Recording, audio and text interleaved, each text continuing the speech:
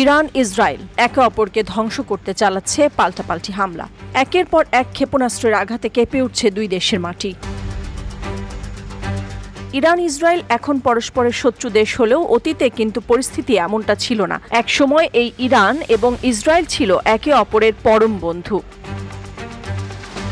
বন্ধুত্বের শুরুটা 1948 সালে, যখন ইসরায়েল রাষ্ট্র প্রতিষ্ঠা হয়। তখন তুরস্কের পর ইসরায়েলকে স্বীকৃতি দেয়া দ্বিতীয় মুসলিম দেশ ছিল ইরান। 1950 সালে ইসরায়েলকে দেশটি এই স্বীকৃতি দেয়।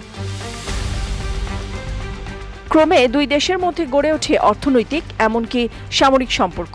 এমনকি বন্ধুত্ব এতটাই গভীর ছিল যে বর্তমান শত্রু ইসরায়েলের গোয়েন্দা সংস্থা মোসাদ ইরানের গোয়েন্দা সংস্থা সাভাক প্রতিষ্ঠিত হওয়ার সময় সহায়তা করেছিল।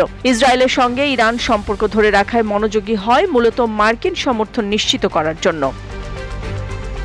সম্পর্ক এতটাই গভীরে ছিল যে মধ্যপ্রাচ্যে ইরাকের আধিপত্য ঠেকাতে অত্যন্ত গোপনে একাট্টা হতে থাকে তেল আবিব ও তেহরান, যার নেতৃত্ব দেয় দুই দেশের দুই কুখ্যাত গোয়েন্দা সংস্থা, ইসরায়েলের মোসাদ ও ইরানের সাভাক।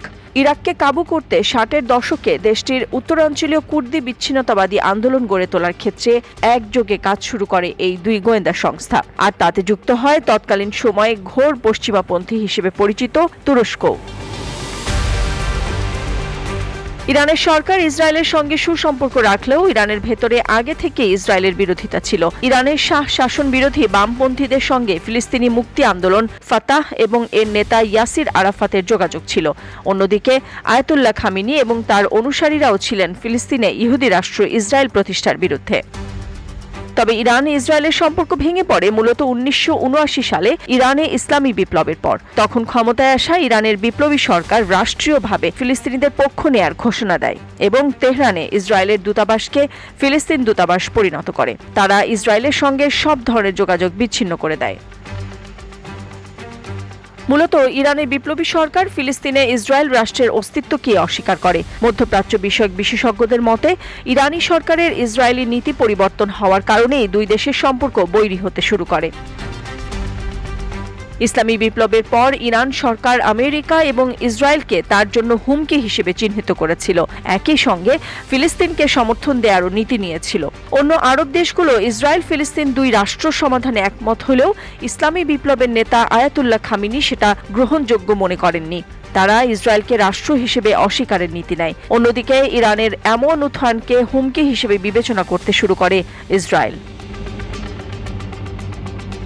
ইরানের দূরপাল্লার মিসাইল তৈরির চেষ্টা, পরমাণু প্রকল্প গ্রহণ, এমন সব কারণে ধীরে ধীরে দুই দেশের সম্পর্ক আরও খারাপ হতে শুরু করে। ইসরায়েলের প্রতি বৈরী হয়ে পড়া ইরানের এমন দুটি সামরিক প্রকল্পকে হুমকি হিসেবে দেখে ইসরায়েল। ফলে তারা ইরানের সামরিক উচ্চাকাঙ্ক্ষা, বিশেষত পরমাণু প্রকল্প ভেস্তে দিতে শুরু করে নানা অন্তর্ঘাতমূলক পদক্ষেপ। আর এতে সব সময় সহায়তা করে আসছে পশ্চিমা দেশগুলো, বিশেষ করে যুক্তরাষ্ট্র, যুক্তরাজ্য ও ফ্রান্স।